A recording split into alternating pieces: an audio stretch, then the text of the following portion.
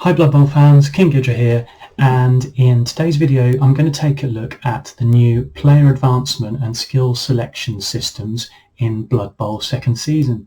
Now this is a really exciting, massively changed area compared to the previous edition of Blood Bowl, and it now has a wealth of options and considerations to take into account when leveling up your players and selecting skills. There is a lot more complexity to it, and I actually think this is one of the toughest areas of the new edition in terms of trying to understand whether this is going to benefit particular races or how much it will really shake up the meta, particularly for things like Eternal Leagues, which I think are naturally going to be one of the areas that are most impacted by this change. I think it's really, really difficult to work out the impact that this is going to have, but I'm absolutely certain it is going to have quite a big impact. So let's dive in and take a look at the systems. So the first area where we have some change is in the way that star player points themselves are earned. All of the old methods that you'll be familiar with are still there, but we have a couple of changes. The first one, which a lot of people will be very excited about, is it's now possible to earn a star player point on a superb throw teammate action. This is a very simple one. You just need to roll a 6 on the throw teammate roll, and you get yourself a nice 3-1 star player point. Another new one is, as a result of the changes to the passing action, not only do you get 2 SPP for an interception as per the old rules, but you can now get 1 SPP for a deflection. So the passing rules now being the interception now being a 2-stage process, where your first roll is which formerly was the old kind of interception roll, is now your interference roll.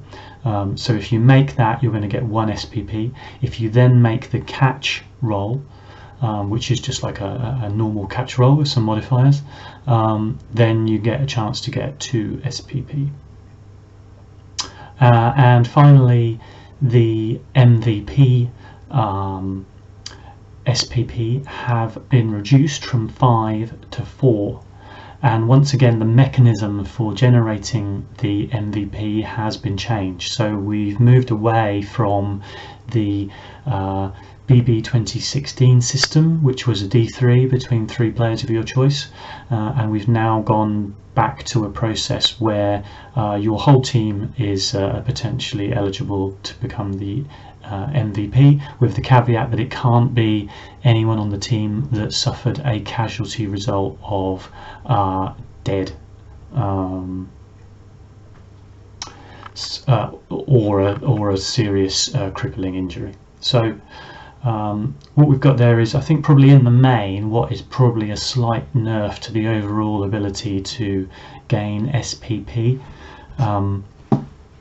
primarily in that you're going to be getting less consistently for MVP, which was the old standby, and also actually that probably a slight nerf there because passing is just generally more difficult with more players. It's going to be a lot harder for a lot of players to get that 1 SPP with the old vanity pass to tip you over the edge into the next skill generating bracket.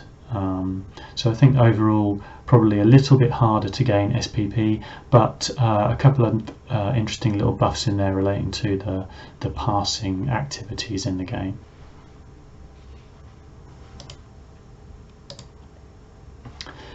Okay, so this is where the system has really been shaken up a lot.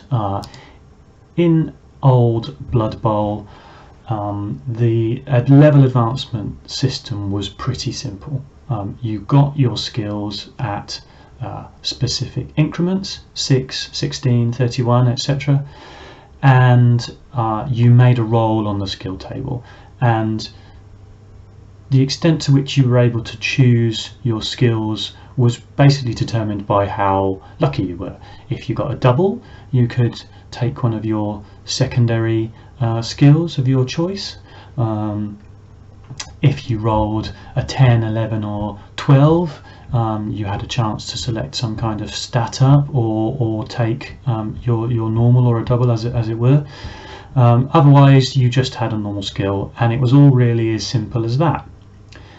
The new system is completely different in a number of ways. The first one is you can choose to select your skill ups from the different categories, and you have to pay varying amounts of SPP depending on the decision that you make and the kind of thing that you want to take. So by way of example, as you can see from the table here, if you want to choose a primary skill, just like the old system, that is still 6 star player points, so no change there. If you want to choose a secondary now, it's not based on luck, that's entirely down to your decision, but the cost that you pay for it is it's going to cost you 12 star player points to make that choice. And as you can see from the table here, these also have an incremental cost as players age and take subsequent skills. So if you just want to keep taking normals, your next normal would cost you 8 star player points, and so on. And as you can see from the table, choosing double skills has a very high star player point cost associated with it, to the extent that probably this is not really a reasonable, valid option for people playing in short leagues. However, we have a much more immediate method of getting skills, and that is that we can roll randomly to see what skill we get. Now we can do this for both primary and secondary skills, and again we have a different star player point cost depending on which of those routes we go. And as you can see from the primary random choice, it's very, very cheap.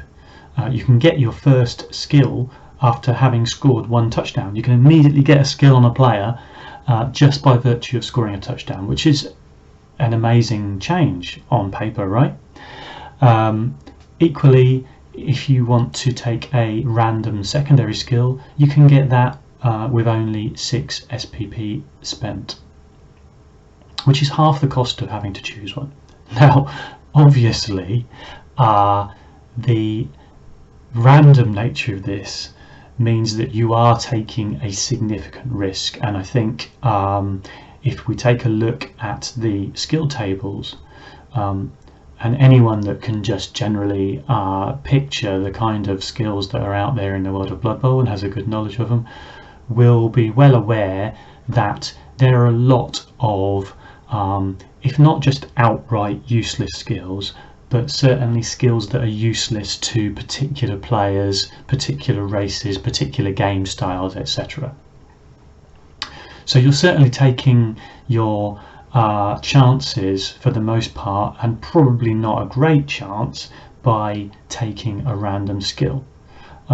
However, and this is really why I kind of touched on this as an area where I think it's going to be very, very difficult to judge the impact of this new system,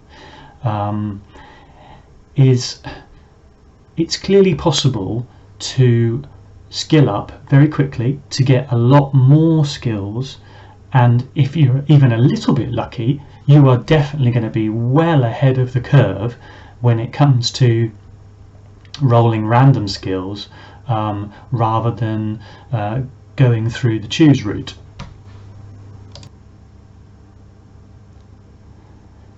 So there's one aspect I haven't talked about yet, and that's because it's had such a significant change that I think we might not see as much of it as we used to in leagues, and that is characteristic improvements. Now, as discussed in the previous edition, this was just simply something that arrived by luck, and generally speaking it was a bit of a no-brainer to take it if it came your way. If you were lucky enough to roll a double six, there weren't many players who you wouldn't happily take plus strength on. I think agility was definitely a lot more situational. Armor value was probably never a good choice for pretty much anyone, and movement allowance again was fairly situational, but also often quite a good choice for a number of players as well. In the new edition, you have to make a conscious choice to go for a characteristic improvement, and the first problem with persuading people to make that decision, I think, is it's got quite a huge star player point cost. It costs 18 star player point costs, even if you do that as your very first action. If you do it as one of your subsequent skills, it goes 20, 24, 28 and higher. So it's a very big investment of SPP, right up to 50 if you want to have a punt on a characteristic for your legend skill. And when you do choose to take a characteristic improvement, you make a random roll. It is a D16 roll, and the potential results are on a 1 to 7. You can select from either MA or AV. On an 8 to 13, you can select from either MA, passing ability, or AV. 14, agility or passing ability, 15, strength or agility, and 16, you get to choose. And as you can see, there is a kind of safety net for all of these, which is that you can instead take a secondary skill instead of the particular characteristic improvement that you've been offered. So if you do end up with something that's just completely a terrible fit for your player, then you do still have a fallback so that you can get something of value. Now, barring what is going to be for the most part a prohibitive SPP cost,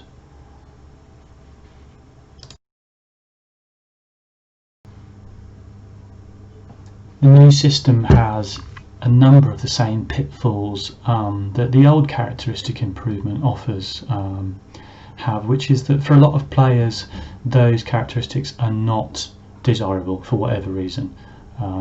You know, if you're a Black Orc, taking probably anything apart from strength, maybe movement at a push, is not very likely. So your chance of getting something good out of your very heavy investment of star player points is not high.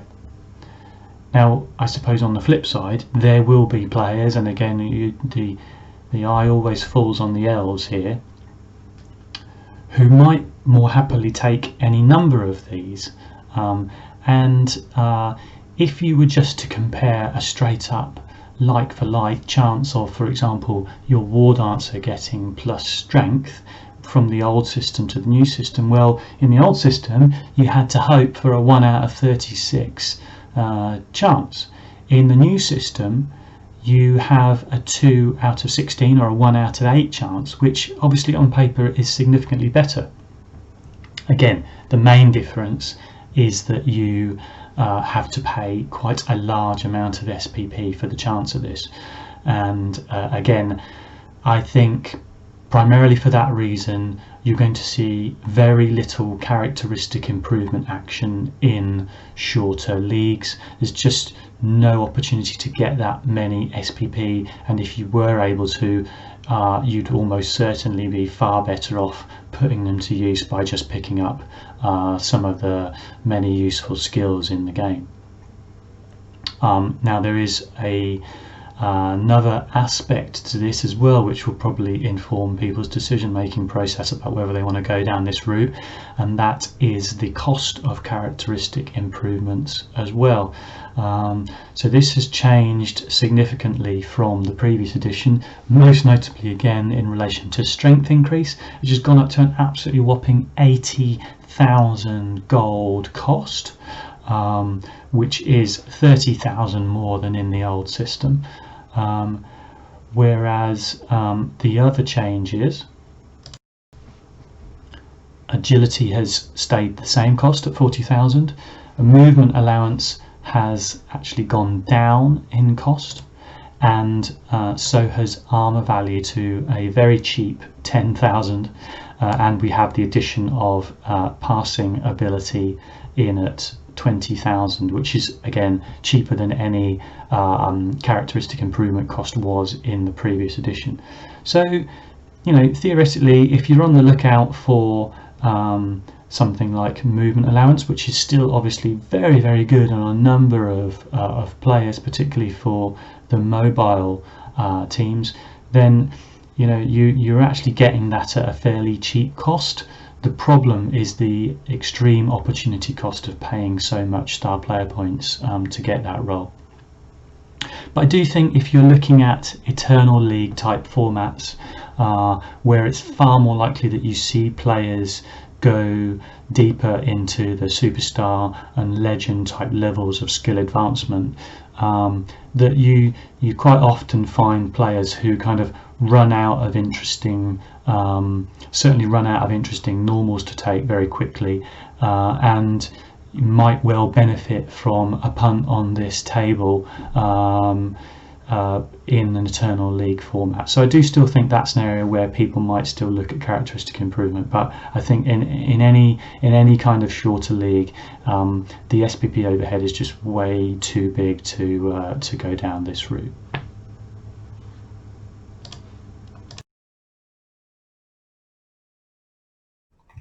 So at the top of the video, I said that I thought that this was going to be an area where it was going to be really quite difficult to know who perhaps benefited from this change, if there were any teams or races in particular that benefited from it, and also what kind of impact it might have on the meta overall. My initial thought is that there will definitely be a place for people to take the random primary skills. I'm not so sure about the random secondaries, because the opportunity cost and the TV cost probably don't add up as a good proposition. But I think there are a lot of potential beneficiaries from taking a random primary skill as the first skill. So just to give some examples of how that could potentially play out. So if we take something like a human lineman, for example, if you take a random roll on the general skills column for a human lino, you might just end up with something which is unequivocally good and that you would have selected anyway, like block or wrestle perhaps, in which case you've got that skill at a significant discount both on the SPP and on the TV increase to that player, and you can then just progress them as you normally would, you know, either choose skills or continue to roll randoms and hope you keep getting lucky. If you get a utility skill, your kicks or your dirty player, then you know you can stop. You can start looking to earn SPP on other players, and again you've saved SPP and you've saved TV on that player. If you get something which is slightly different, unusual, or something that you would not perhaps have taken as a first skill typically, so a good example might be something like tackle, which is a great skill, but you would not generally take tackle on a player that didn't already have a complementary blocking skill. Well, now you can guide that player down that path by choosing the subsequent skills that they get on Skill Up, to complement the one that you got cheaply and very quickly. So you can, your next skill up, you can now choose to take block, you can choose to take wrestle, or whatever it is that you want. If you end up randomly generating Dauntless, then you can go down a similar route. You can now take block or wrestle, and you've got a guy who's ready built to excel in that kind of way. So I think for a player that has got no skills, there's very few situations where your randomly generated skill from something like the general column is going to be something which ends up feeling like a waste. I think that approach is less true both of some of the other skill categories, mainly because they're so specialized that it becomes far more difficult to find value in those on either an unskilled player or a player that's just got like a kind of generally good stat spread. And for the same reason, I think that taking a random roll is less useful for players that already start with quite specialized skill sets. Something like a catcher or let's say a Black Orc blocker or something like that. They are less well positioned to take advantage of random skill rolls because you don't necessarily want utility skills or very specialized skills on those kinds of players. You want quite particular skills to make them excel at the things that they're already supposed to be good at. But I definitely think there is a very good argument to be made for unskilled, generically good players to start their careers by taking a punt on the general random skills and then guide their careers from that point on. And certainly races which have more of those kinds of players have a strong potential to become good quickly and cheaply through this new system. And it will be very interesting to see if it turns out that some races in particular or some team builds in particular are really able to take advantage of this. My gut feeling with this process has always been that someone out there, somehow, some kind of build is going to just be really, really amazing by going the random skills route. But I haven't quite figured out what it is yet. Yeah, I'm interested to wait and see what the community throws up on that one.